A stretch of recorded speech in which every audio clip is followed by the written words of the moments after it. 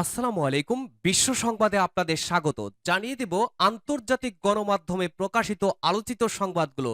শুরুতেই শিরোনাম। ইরানি কনসুলেটে হামলা, ইসরায়েলের পর এবার যুক্তরাষ্ট্রকে হুঁশিয়ারি দিল ইরান। ইসরায়েল থেকে দূরে থাকো যাতে তুমি আঘাত না পাও, নেতানিয়াহুর ফাঁদে পা দিও না। এরপরেই জানাবো ইরানের হুমকিতে হাঁটুতে কাঁপন ধরেছে তেল আবিবের, রাতের ঘুম হারাম নেতানিয়াহুর, শঙ্কিত যুক্তরাষ্ট্র। আরো জানাবো গোটা ইরানি যেন ফিলিস্তিন সাম্রাজ্যবাদী জল্লাতের বিরুদ্ধে ক্ষোভে ফুঁসছে ইরানি জাতি, বিশ্ব কুচ দিবসের চিত্র। এদিকে ইরানের প্রতিশোধ অবসম্ভাবী বলেছেন হিজবুল্লাহ নেতা হাসান নাসরুল্লাহ। অন্যদিকে গাজা যুদ্ধের ৬ মাস আরো বিচ্ছিন্ন হয়ে পড়েছে ইসরায়েল। এদিকে ইসরায়েলকে মার্কিন হুঁশিয়ারি, যুদ্ধবিরতির জন্য চূড়ান্ত সময় বেঁধে দিল আমেরিকা। অপরদিকে ইসরায়েলকে যুদ্ধ অপরাধে দায়ী করার আহ্বান জানিয়ে জাতিসংঘে প্রস্তাব পাস। রাশিয়া ইউক্রেন প্রসঙ্গ, ড্রোন হামলায় ৬ রুশ যুদ্ধবিমান ধ্বংসের দাবি ইউক্রেনের। সবশেষে জানাবো সীমান্তে হত্যা নিয়ে বিএসএফ এর বিরুদ্ধে ফের মমতার সরবতা। শিরোনামগুলো শুনছিলেন, এবারে বিস্তারিত। আজকের সংবাদ সম্পর্কে আপনার মূল্যবান মতামত লিখে জানান। জানিয়ে দিন কোন স্থান থেকে আমাদের এই সংবাদ শুনছেন অথবা দেখছেন। ভিডিওটি ভালো লাগলে লাইক, কমেন্ট, শেয়ার করে সবাইকে দেখার সুযোগ করে দেওয়ার জন্য বিশেষ অনুরোধ রইল। কনসুলেটে হামলা, ইসরায়েলের পর এবার যুক্তরাষ্ট্রকেও হুঁশিয়ারি দিল ইরান। ইরান যুক্তরাষ্ট্র সরকারকে লিখিত বার্তা দিয়ে নেতানিয়াহুর ফাঁদে না জড়াতে হুঁশিয়ারি দিয়েছেন ইরানের প্রেসিডেন্টের সহকারী মোহাম্মদ জামশিদি। যুক্তরাষ্ট্র ইরানকে আমেরিকান স্থাপনাগুলোকে লক্ষ্যবস্তু না করার আহ্বান জানিয়েছে। এর জবাবে ইরান বলেছে, ইসরায়েল থেকে দূরে থাকো যাতে তুমি আঘাত না পাও। তাৎক্ষণিকভাবে এ বিষয়ে যুক্তরাষ্ট্রের কোনো মন্তব্য পাওয়া যায়নি। সিরিয়ার রাজধানী দামেস্কের সৌদি কনসুলেটে বিমান হামলায় ২ জেনারেল সহ ইসলামিক রেভলিউশনারি গার্ড অপর্ষের আইআরজিসি সদস্য নিহত হওয়ার ঘটনায় ইসরায়েলকে দায়ী করেছে ইরান। এর আগে ইসরায়েলে কনসুলেটে হামলার প্রতিশোধ নেবে ইরান, এ নিয়ে ইসরায়েলকে এবার কড়া হুঁশিয়ারি দিল তেহরান। ইরানের এই হামলার আশঙ্কায় রীতিমতো ভয়ে আছে ইসরায়েল। ইতিমধ্যে কড়া নিরাপত্তার চাদরে ঢেকে গেছে তেল আবিব। জোরদার করা হয়েছে আকাশ প্রতিরক্ষা ব্যবস্থা। বৃহস্পতিবার থেকে বাতিল করা হয়েছে সেনাবাহিনীর ছুটি, বন্ধ করা হয়েছে দেশটির জিপিএস সেবা। যুদ্ধের শঙ্কায় পূর্বের আশ্রয় কেন্দ্রগুলো খোলার পরিকল্পনা করছে ইসরায়েল, সূত্র দ্য গার্ডিয়ান ও ব্লুমবার্গ মিডল ইস্ট মনিটর। এদিকে ইরানের হুমকিতে তটস্থ ইসরায়েল, শঙ্কিত যুক্তরাষ্ট্র। ফিলিস্তিনের ভূমিতে উড়ে এসে জুড়ে বসা ইসরায়েল এখন মধ্যপ্রাচ্যের জন্য সবচেয়ে বড় অশান্তির কারণ। পশ্চিমাদের প্রত্যক্ষ ও পরোক্ষ মদদে দখলদার ইসরায়েলের আগ্রাসনে অস্থির আরব ভূখণ্ড। ফিলিস্তিনের স্বাধীনতাকামী সশস্ত্র সংগঠন হামাসকে শায়েস্তা করতে নেমে এখন প্রতিদিনই ইসরায়েলি হায়নাদের হাতে মারা পড়ছে শত শত মানুষ। গোটা আরব বিশ্বকেই যেন এখন চ্যালেঞ্জ জানাচ্ছে দেশটি।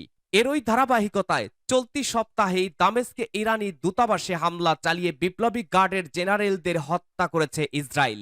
এতে ফুলে উঠেছে গোটা মধ্যপ্রাচ্য। আর ইসরায়েলের জন্য যেমন বুনহুল তেমনি বাঘা তেঁতুল ইরানও হুঙ্কার ছেড়েছে। দেশটির প্রেসিডেন্ট ইব্রাহিম রাইসি হুঁশিয়ারি দিয়ে বলেছেন, হামলার মোক্ষম জবাব হিসেবে তেহরানের প্রতিক্রিয়া হবে চূড়ান্ত নিষ্পত্তিমূলক। ইরানের এমন প্রতিক্রিয়ায় হাঁটুতে কাঁপন ধরে যায় তেল আবিবের, রাতের ঘুম হারাম হয়ে যায় নেতানিয়াহুর। শুধু তাই নয়, দীর্ঘদিনের দোসর আমেরিকাও সমানভাবে শঙ্কিত। ইসরায়েলি নেতা নেতানিয়াহুর মুখে বলেছেন, যারাই তাদের ক্ষতি করছে বা ক্ষতি করার পরিকল্পনা করেছে, ইসরায়েল তাদের ক্ষতি করবে। কিন্তু তার এ কথা অসার হয়ে পড়ে একদিন পরই ইসরায়েলের পরিস্থিতি এখন এমন যেন চাচা আপন প্রাণ বাঁচা। ইরানের সম্ভাব্য প্রতিশোধমূলক হামলার হুমকির মুখে ইসরায়েলের সশস্ত্র বাহিনী তাদের যুদ্ধ ইউনিটগুলোর সব ধরনের ছুটি বাতিল করেছে। শুধু কি তাই, বিশ্বের বিভিন্ন দেশে নিযুক্ত রাষ্ট্রদূতদের সরিয়ে নেওয়ার পাশাপাশি দূতাবাসগুলো খালি করতে শুরু করেছে ইসরায়েল। এরই মধ্যে কমপক্ষে ২৮টি দূতাবাস বা কনসুলেট অস্থায়ীভাবে বন্ধ ঘোষণা করা হয়েছে। রয়টার্স ও বিবিসি জানিয়েছে, ইসরায়েলের মধ্য অঞ্চলে জিপিএস সিস্টেম বিঘ্ন হতে দেখা গেছে। এই সিস্টেমের ওপর নির্ভর করেই বিভিন্ন দূরপাল্লার অস্ত্রের আক্রমণের লক্ষ্যবস্তু ঠিক করা হয়। তাই শত্রুর সম্ভাব্য গাইডেড মিসাইল ক্ষেপণাস্ত্রকে বিভ্রান্ত করতে সম্ভবত এই পদক্ষেপ নেওয়া হয়েছে। প্রতিরক্ষার অংশ হিসাবে ইসরায়েল এ কাজ করেছে বলে জানাচ্ছে আন্তর্জাতিক সংবাদ ও গণমাধ্যমগুলো।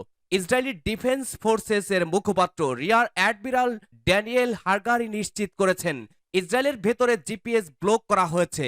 ইসরায়েলিদের আহ্বান জানানো হয়েছে তারা যেন তাদের মোবাইল ফোনের অ্যাপে ম্যানুয়াল পদ্ধতিতে জিপিএস সেট করে। পাশাপাশি দেশটির জনগণকে ভীত হয়ে বাজার থেকে বেশি জিনিসপত্র ক্রয় না করারও পরামর্শ দেওয়া হয়েছে। ইসরায়েলে যখন এমন ত্রাহি মধুসূদন অবস্থা, তখন অন্যদিকে ইরান ও ইসরায়েলের মধ্যে পূর্ণাঙ্গ যুদ্ধের আশঙ্কায় শঙ্কিত যুক্তরাষ্ট্র। দেশটির জাতীয় নিরাপত্তা কাউন্সিলের সমন্বয়কারী জন কির্বি সিএনএনকে বলেছেন, তারা পুরো ঘটনা বেশ শঙ্কিত। ইসরায়েল ও ইরানের মধ্যে বড় ধরনের যুদ্ধের আশঙ্কা সম্পর্কে টিভি উপস্থাপকের প্রশ্নের উত্তরে তিনি বলেন, হ্যাঁ, এ ব্যাপারে আমরা খুব উদ্বিগ্ন। এদিকে শুক্রবার সিরিয়া ইরানি দূতাবাস প্রাঙ্গণে নিহত 7 সেনা কর্মকর্তাদের দাফন অনুষ্ঠানে ইসরায়েলের বিরুদ্ধে প্রতিশোধ নেওয়ার অঙ্গীকার আবারও পূর্ণ ব্যক্ত করেছে ইরান। দাফন অনুষ্ঠানে বার্ষিক কুদস দিবসে আয়োজন করা হয়। প্রতি বছর রমজান মাসের শেষ শুক্রবার ইরান জুড়ে দিবসটি পালিত হয়। ফিলিস্তিনিদের সমর্থনে দিবসটি পালন করে ইরান। গোটা ইরানি যেন ফিলিস্তিন সাম্রাজ্যবাদী জল্লাদের বিরুদ্ধে ক্ষোভে ফুঁসছে ইরানি জাতি।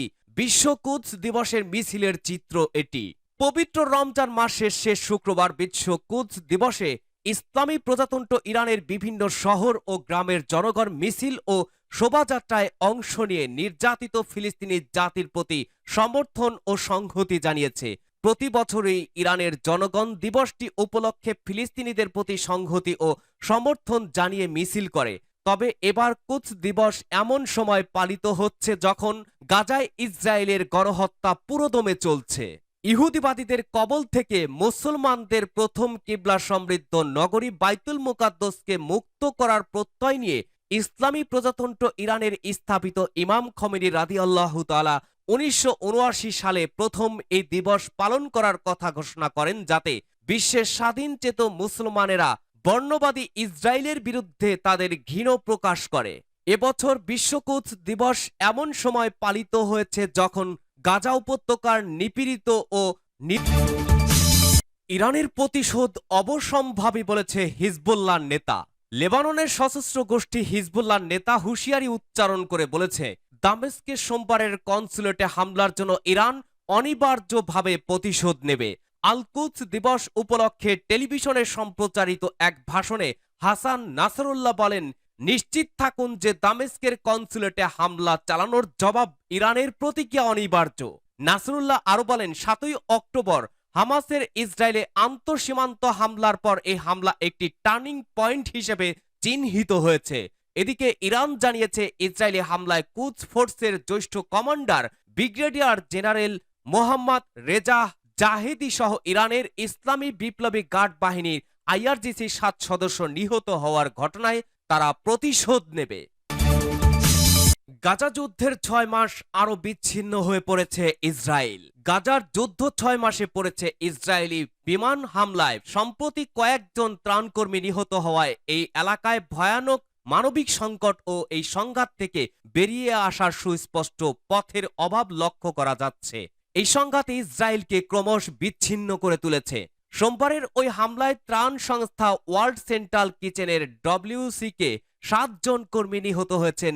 এদের মধ্যে 6 জন বিদেশি নাগরিক রয়েছেন। এই ঘটনা ইসরায়েলের বহু ঘনিষ্ঠ মিত্র দেশকেও ক্ষুদ্র করেছে। পাশাপাশি এই লড়াই বন্ধের চাপ ক্রমশ বৃদ্ধি পাচ্ছে।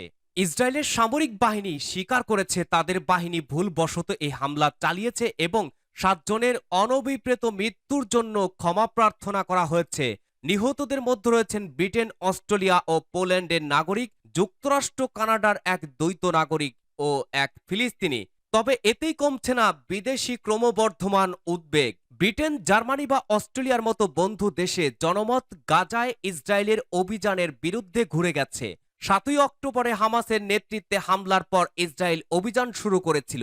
এই সংঘাত বন্ধ করতে যুক্তরাষ্ট্রের প্রেসিডেন্ট জো বাইডেন স্বয়ং নিজেই সমর্থকদের থেকে ক্রমবর্ধমান চাপের মধ্যে রয়েছেন। তিনি বলেন, গাড়ির বহরের ওপরে হামলায় তিনি ক্ষুব্ধ। বৃহস্পতিবার নেতানিয়াহুর সাথে ফোন আলাপের পর হোয়াইট হাউস দাবি করেছে বেসামরিক নাগরিকদের ক্ষয়ক্ষতি কমাতে দৃঢ় ও পর্যাপ্ত পদক্ষেপ নিতে হবে এবং আরও বলা হয়েছে ইসরায়েলের কার্যকলাপের ওপর নির্ভর করছে আগামীতে যুক্তরাষ্ট্রের সমর্থন ও সহায়তা।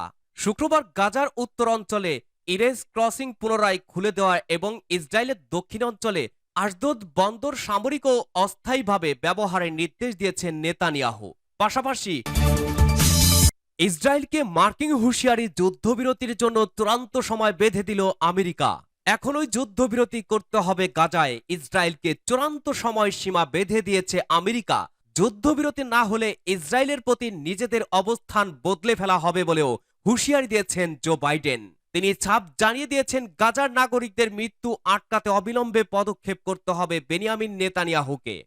বৃহস্পতিবার নেতানিয়াহুর সঙ্গে ফোনে কথা বলেন মার্কিন প্রেসিডেন্ট জো বাইডেন। গাজার পরিস্থিতি নিয়ে দুই রাষ্ট্রপ্রধানের মধ্যে বেশ কিছুক্ষণ আলোচনা হয় বলে জানিয়েছে আন্তর্জাতিক সংবাদ মাধ্যম হোয়াইট হাউস। এক বিবৃতিতে বলেছে ইসরায়েলকে ছাপ জানিয়ে দেওয়া হয়েছে আমজনতার ক্ষয়ক্ষতি বন্ধ ও ত্রাণকর্মীদের নিরাপত্তার জন্য সুনির্দিষ্ট পদক্ষেপ করতে হবে। আমেরিকার এই বার্তার পরে তেল আবিব কি পদক্ষেপ করে সেটা খতিয়ে দেখবেন মার্কিন আধিকারিকরা। তারপরেই গাজা নিয়ে নিজেদের অবস্থান নির্ধারণ করবে আমেরিকা। উল্লেখ্য, গত শনিবার সন্ধ্যাতে গাজার যুদ্ধ নিয়ে আলোচনায় বসেছিল ইসরায়েল ও হামাস, কিন্তু এখনো পর্যন্ত যুদ্ধবিরতির বিষয়ে পরিষ্কার কোনো ইঙ্গিত মেলেনি। এখনো ইসরায়েল ও বিদেশি মিলিয়ে গাজায় পণবন্দী অন্তত 134 জন। এহেন পরিস্থিতিতে বাইডেনের পরামর্শ মেনে যুদ্ধবিরতির পথে হাঁটবেন কি নেতানিয়াহু? তবে ওয়াশিংটনের আসা এই বার্তার পরে দ্রুত পদক্ষেপ করবে ইসরায়েল।